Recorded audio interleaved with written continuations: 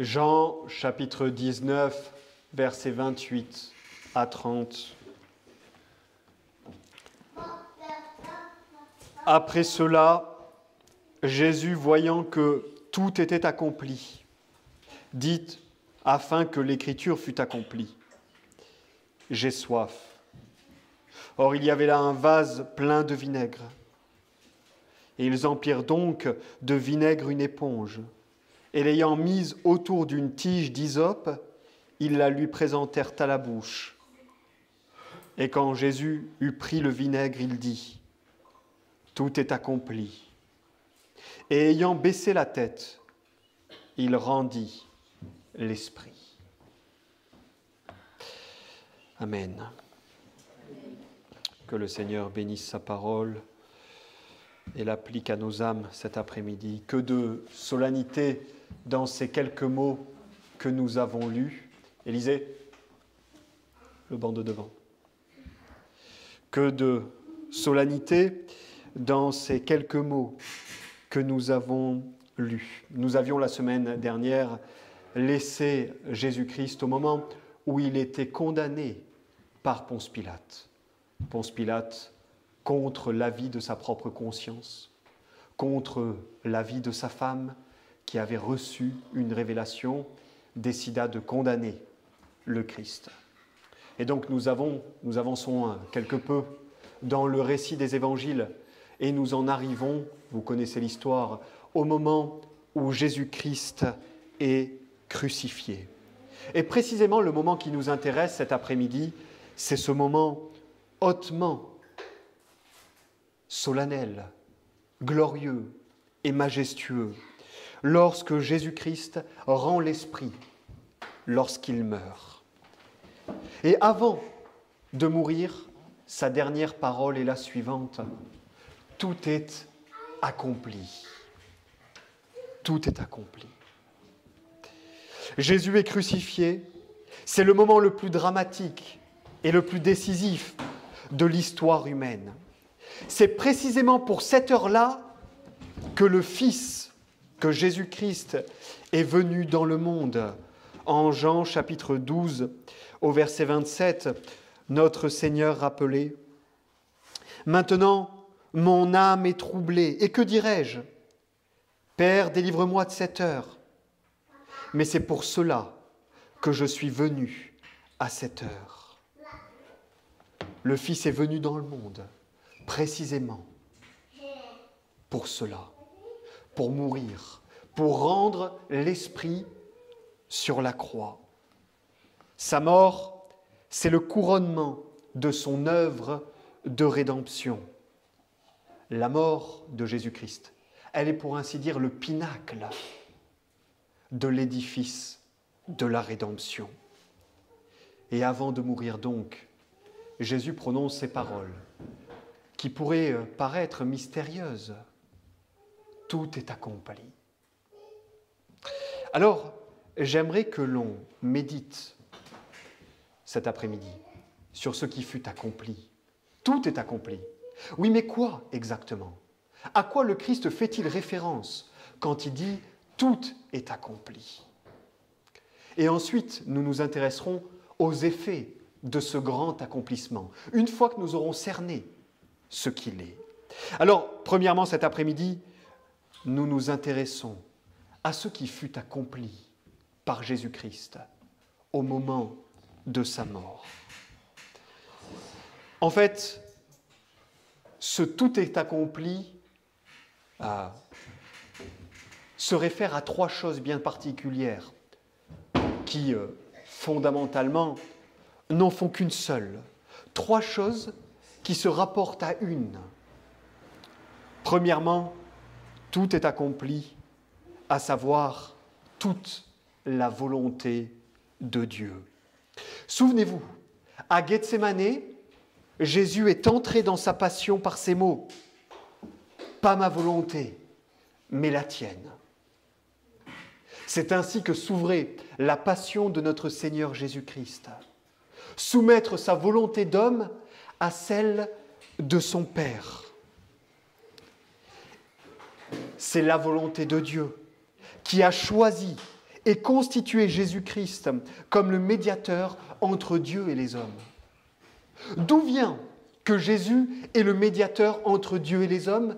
Il est le médiateur parce que Dieu, dans sa souveraine volonté, l'a choisi pour être le médiateur entre Dieu et les hommes. C'est par la volonté de Dieu que Jésus-Christ a été constitué le prophète, le prêtre et le roi de son peuple. C'est par la volonté de Dieu que Jésus-Christ a été constitué le sauveur de son peuple. C'est par la volonté de Dieu encore que Jésus-Christ a été constitué le juge du monde, qui au jour dernier jugera tous les hommes et les ressuscitera. D'où vient tout cela? De la volonté de Dieu. C'est parce que Dieu l'a voulu. Et d'ailleurs, Jésus lui-même a résumé sa mission comme suit: accomplir la volonté de son Père. Jean chapitre 6, verset 38. Jean 6, 38, Jésus dit: « Car je suis descendu du ciel pour faire non ma volonté, mais la volonté de celui qui m'a envoyé. » Pourquoi est-ce que le Christ est descendu du ciel? Pourquoi est-ce qu'il est venu? Pour accomplir la volonté de son Père. Un peu plus tôt, dans le même évangile de Jean, il va jusqu'à nous dire que la volonté de son Père, ou plutôt qu'accomplir la volonté de son Père, c'est sa nourriture. Jean 4, 34, Jésus leur dit: « Ma nourriture est de faire la volonté de celui qui m'a envoyé et d'accomplir son œuvre. » Autrement dit, toute l'œuvre du Christ, depuis son incarnation jusqu'à sa mort, et même après avec sa résurrection et son ascension, c'est la manifestation dans l'espace et dans le temps de la volonté éternelle de Dieu. Et on a médité ces choses ce matin.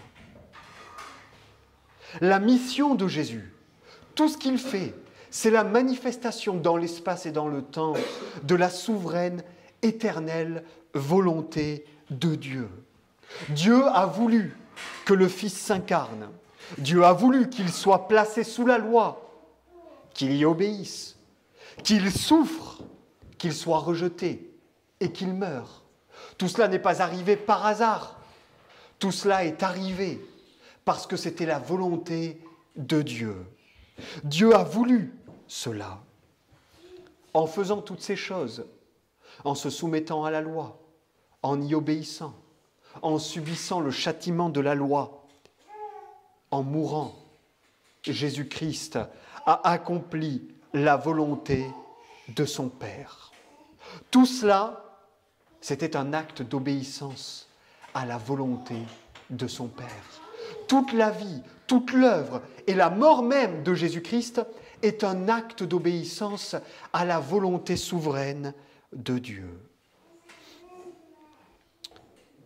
Alors voilà la première des trois choses qui furent accomplies au moment de la mort du Christ.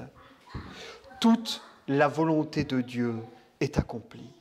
Et en guise d'application, je vous exhorte, selon ce que l'apôtre Paul nous dit en 1 Corinthiens chapitre 11, verset 1, « Chers frères, à être comme le Christ, que le but de votre vie, à vous aussi, soit de glorifier Dieu, de jouir de lui. » Nous dit le catéchisme, n'est-ce pas? C'est le but principal de la vie de l'homme. Et cela, notamment en lui obéissant. L'obéissance dans la vie chrétienne, c'est la voie du bonheur, c'est la voie de la joie. Il n'y a pas de joie, il n'y a pas de bonheur dans la vie chrétienne sans obéissance. L'obéissance, c'est la voie du Christ et c'est la voie qu'il nous faut emprunter. Personne ne peut prétendre qu'il emprunte la voie du Christ si sa voie n'est pas une voie d'obéissance. Nous sommes appelés, nous dit l'apôtre, à être les imitateurs du Christ. La vie du Christ et sa mort même sont une vie d'obéissance. Vous devez vivre et mourir dans l'obéissance à Dieu. La première des choses qui fut accomplie, c'est donc toute la volonté de Dieu.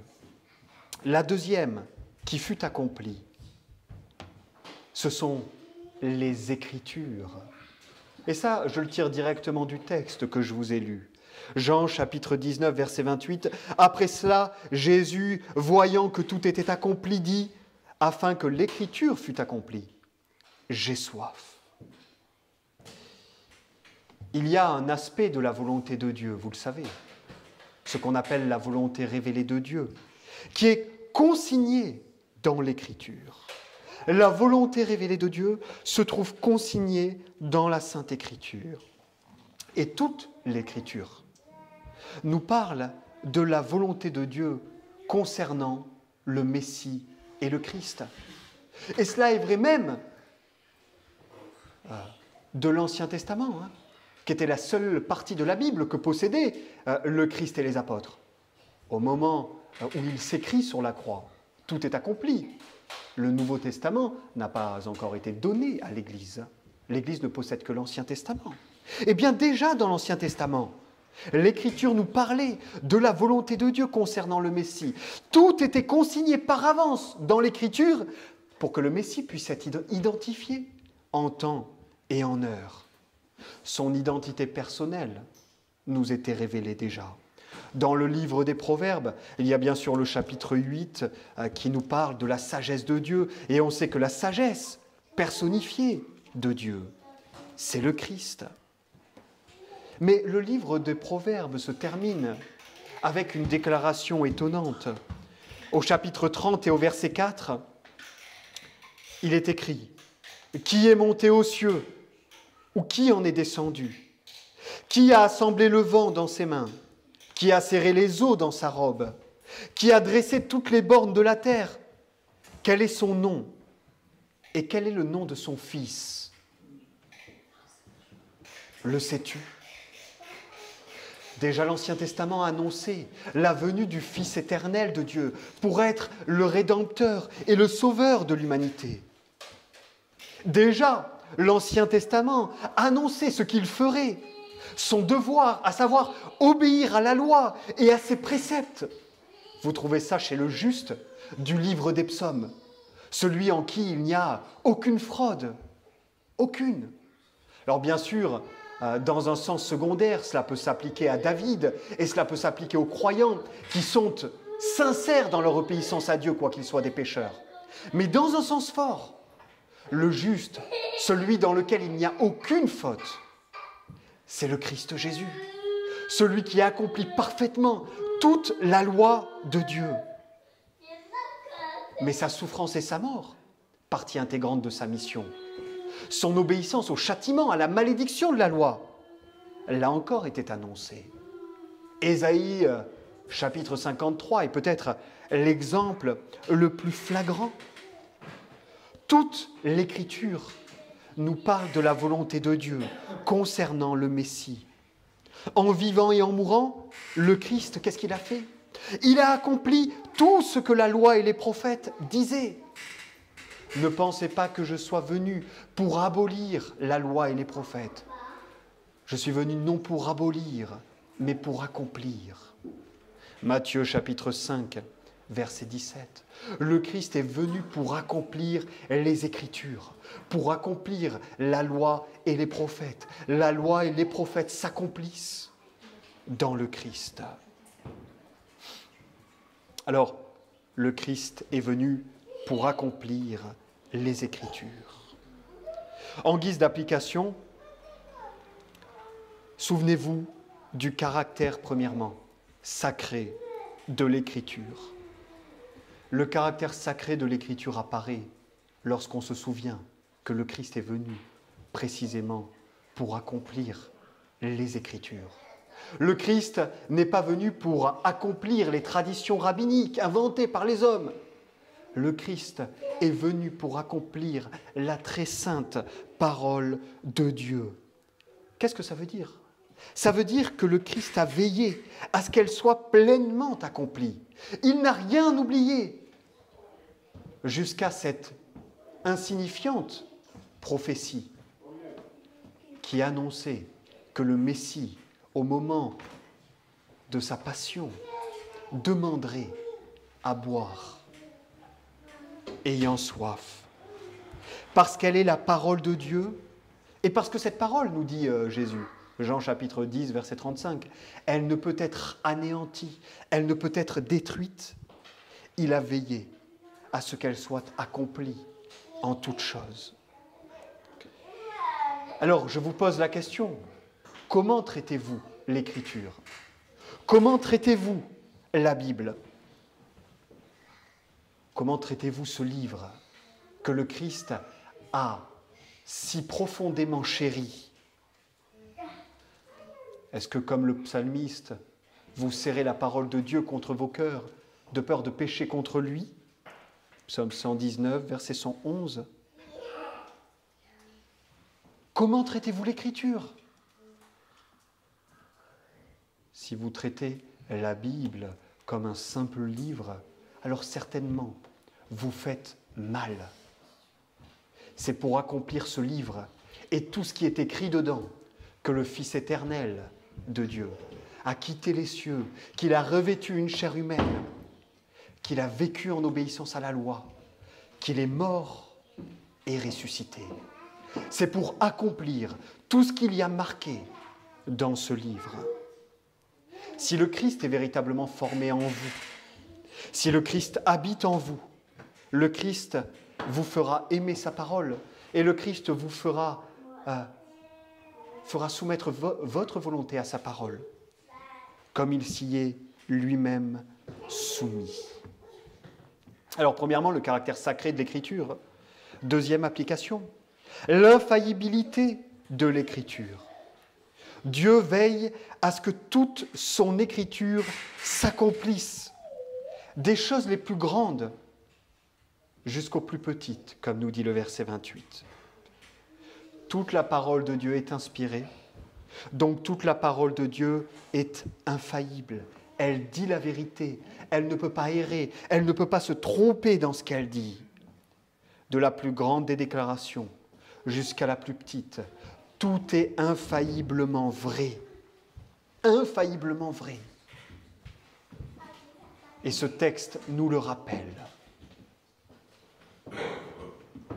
L'Écriture annonçait que le Messie sur la croix demanderait à boire. Cela s'est effectivement produit. Confiez-vous en la Bible. Elle est digne de votre confiance parce que tout ce qu'elle dit est véritable. Elle est, pour employer le langage des vieux théologiens, le principe de connaissance. Le principe de connaissance. Notre connaissance, particulièrement pour ce qui est du salut, de la rédemption et de Dieu, nous vient de l'Écriture et de l'Écriture seule. Tout est accompli. Premièrement, toute la volonté de Dieu. Deuxièmement, toute l'Écriture. Et troisièmement, toute la rédemption. Toute la rédemption. C'est de ça dont il est question dans ce texte. Tout ce que le Christ a fait en accomplissement de la volonté de son Père, en accomplissement de l'Écriture, ne vise qu'à une seule chose, le salut de son peuple. Le salut de son peuple. De toute éternité, le Fils éternel de Dieu, Jésus-Christ, a été choisi et il a été désigné comme le garant des élus de Dieu. Et tout ce qu'il a fait, tout, il l'a fait pour les sauver du péché et de la condamnation. Le Christ n'a rien fait qui ne vise pas au salut de son peuple. Dans le livre de Daniel, au chapitre 9 et au verset 24, nous lisons qu'il est écrit :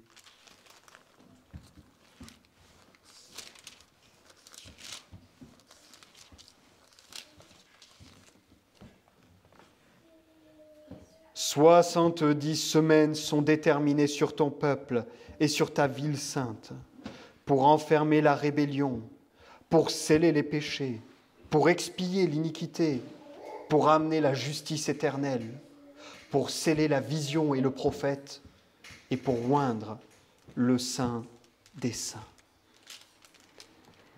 Voilà qui nous dépeint la mission du Christ, expier l'iniquité, amener la justice éternelle, sceller la vision et le prophète. Par sa vie et sa mort, le Christ a accompli la rédemption de son peuple. Alors, il nous faut faire une distinction toujours entre l'accomplissement de la rédemption du peuple de Dieu, œuvré par Jésus-Christ au moment de son incarnation, et l'application de cette rédemption. Parce que, bien que l'œuvre de la rédemption n'ait été accomplie par Jésus-Christ qu'au moment de son incarnation, en fait, les bienfaits de cette œuvre ont été appliqués depuis la chute à tous les élus de Dieu. Mais au moment de son incarnation, le Christ accomplit effectivement l'œuvre de la rédemption. Le Fils a assumé l'humanité parce que la malédiction est venue par un homme et qu'il voulait racheter des hommes. Le Fils a accompli les préceptes de la loi au nom des siens. Le Fils a subi le châtiment de la loi à la place des siens. Le Fils nous a réconciliés avec Dieu. Il a effacé nos offenses. Il nous a revêtus d'une justice parfaite. Il nous a donné la vie éternelle. En un mot, il a en toute chose accompli la rédemption. Alors, souvenez-vous que Jésus-Christ est un sauveur parfait. Sa rédemption est complète. Elle est entièrement achevée. Il n'y a rien à y ajouter. Tout ce qui devait être accompli a été accompli. Il n'y a rien qui puisse venir de nous pour compléter le salut acquis par le Christ. C'est un autre, c'est le Christ qui a tout fait pour nous. Et bien sûr, nous lui devons une reconnaissance infinie et des actions de grâce et toute la louange possible et imaginable. Parce que si votre âme peut échapper à l'enfer, c'est parce que le Christ est venu tout accomplir pour vous. Tout accomplir pour ceux qui sont de son peuple. Le Christ est venu donc, et par sa mort tout est accompli. La volonté de Dieu, les Écritures, la rédemption, et ces trois choses, je l'ai dit tout à l'heure, se rapportent en réalité à une seule. Tout cela est très intimement, intrinsèquement lié. La volonté de Dieu, les Écritures et la rédemption. Maintenant, intéressons-nous aux effets de cet accomplissement, de ce grandiose accomplissement. Quels sont les effets de ce « tout est accompli » du Christ? Intéressons-nous premièrement aux effets pour ce qui concerne Dieu. La Sainte Écriture nous dit que parce que le Christ a tout accompli, Dieu est réconcilié avec nous et qu'il y a entre Dieu et nous la paix. La paix. Romains chapitre 5, versets 1 et verset 10. « Étant donc justifiés par la foi, nous avons la paix avec Dieu par notre Seigneur Jésus-Christ. » Verset 10. « Car si lorsque nous étions ennemis, nous avons été réconciliés avec Dieu par la mort de son Fils. À plus forte raison, étant déjà réconciliés, serons-nous sauvés par sa vie. » Voyez, nous sommes réconciliés avec Dieu. Dieu est réconcilié avec nous. Il y a paix entre Dieu et nous grâce à l'œuvre du Christ. De plus, son nom est glorifié. Pourquoi ? Parce qu'en sauvant son peuple, c'est de sa justice, autant que son amour, qui sont saufs. Dieu, pour sauver son peuple, ne renonce pas à sa justice. Au contraire, en Jésus-Christ, nous dit la parole, Dieu nous sauve en étant le juste qui justifie les pécheurs. Sa justice est sauve parce que Jésus-Christ a accompli sa justice. Et son amour peut avoir pour nous libre cours parce que sa justice est satisfaite. Il s'est acquis un peuple, Dieu s'est acquis des enfants pour célébrer, nous dit l'Écriture, la louange de sa grâce. Alors voyez les effets de l'œuvre du Christ pour Dieu. Dieu est réconcilié avec nous, il y a paix. Sa justice et son amour sont saufs, son nom est glorifié. Et il s'est acquis un peuple, des enfants, pour le louer. Maintenant, les effets de cette œuvre pour nous, eh bien, idem. Pour nous, il y a paix maintenant et réconciliation avec Dieu. 2 Corinthiens, chapitre 5, verset 18.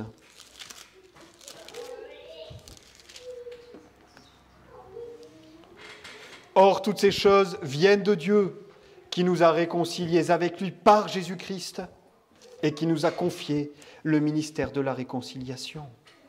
Nous sommes réconciliés avec Dieu par l'œuvre du Christ. Ce n'est pas seulement que Dieu est réconcilié avec nous et qu'il est en paix avec nous. C'est que nous aussi nous sommes réconciliés avec lui et que nous sommes en paix avec lui. Nous avons une espérance glorieuse, un avenir glorieux, un héritage glorieux dans les cieux.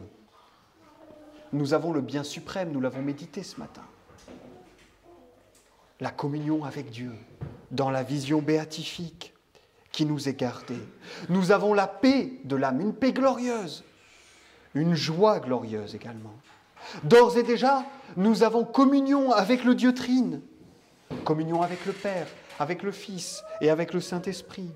Nous avons une famille nouvelle avec l'Église, tant dans les cieux que sur la terre. Voilà les effets de l'œuvre du Christ pour nous. Les effets de l'œuvre du Christ maintenant, pour les anges. Alors, cela peut paraître étonnant, parce que les anges n'ont pas besoin de rédemption. En tout cas, je parle ici des anges qui n'ont pas péché, évidemment. Je parle des anges saints.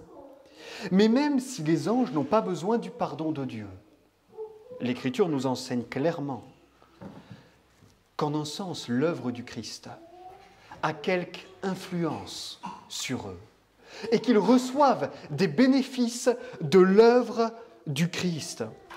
Cela nous est enseigné en Éphésiens, chapitre 1, verset 10. Éphésiens, chapitre 1, verset 10.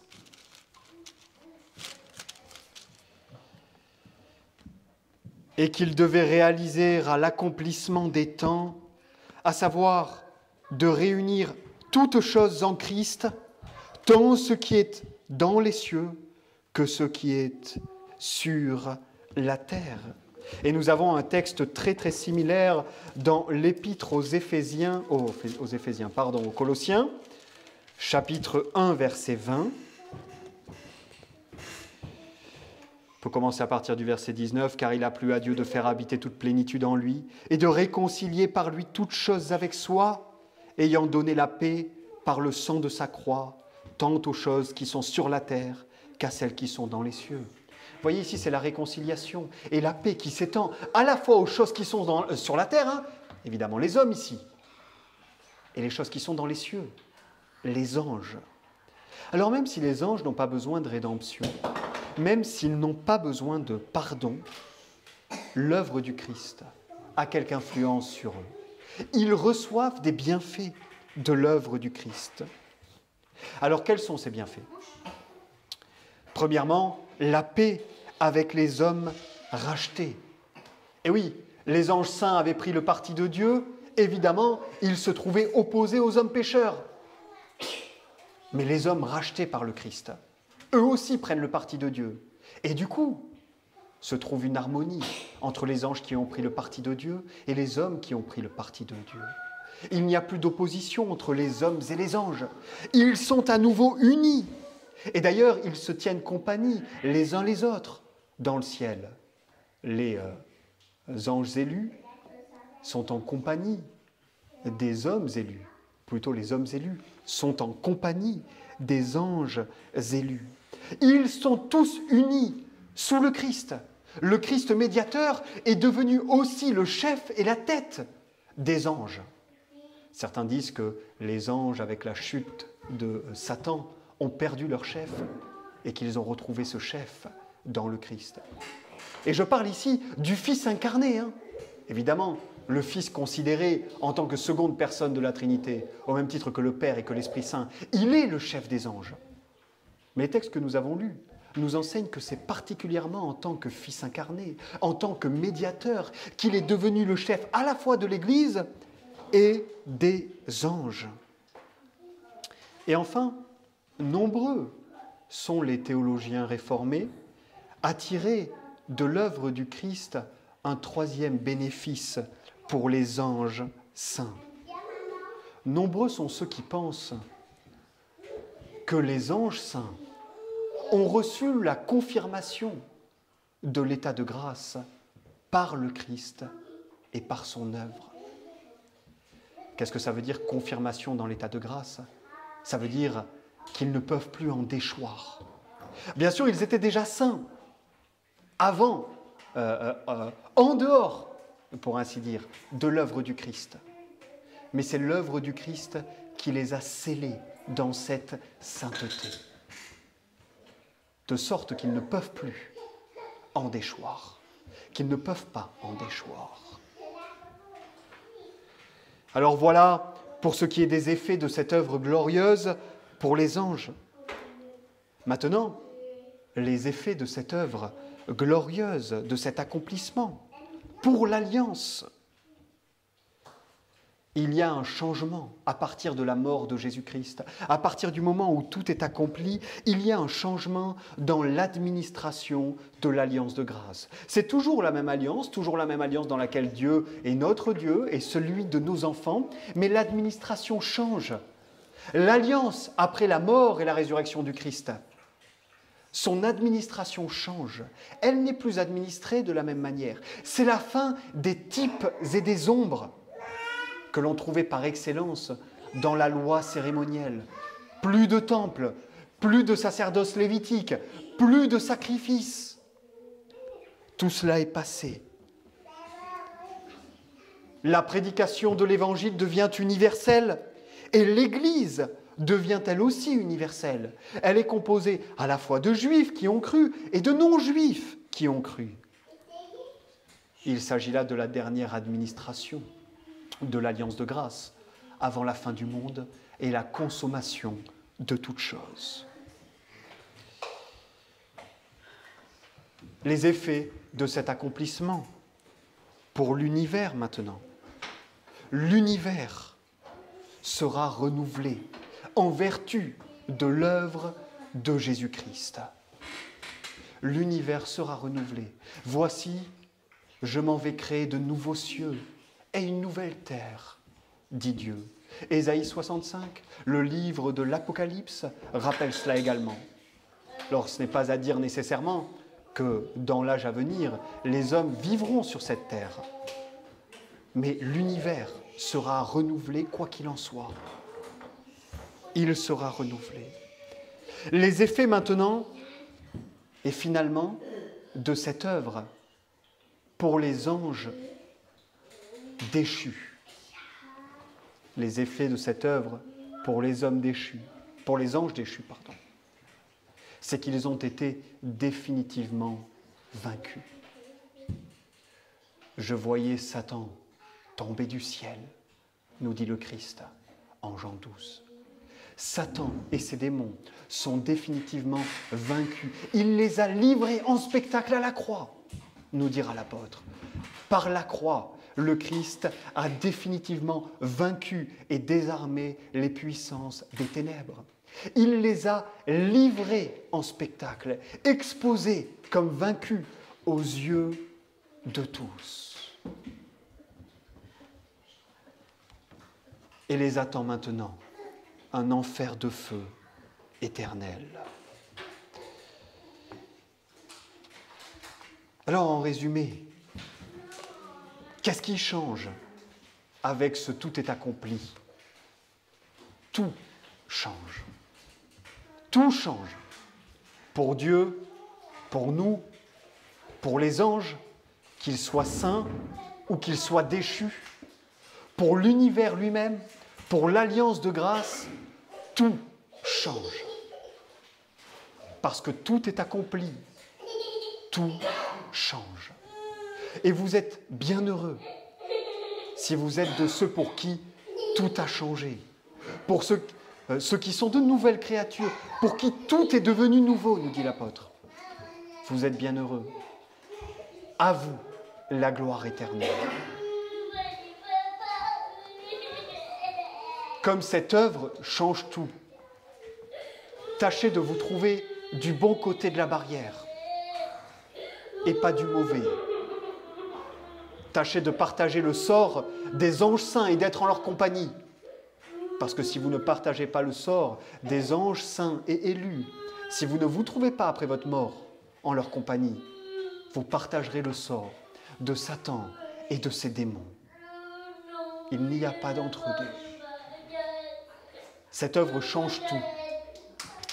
Veillez à ce qu'elle change tout pour vous et qu'elle change tout en bon. Que le Seigneur nous accorde sa grâce. Nous nous levons pour prier.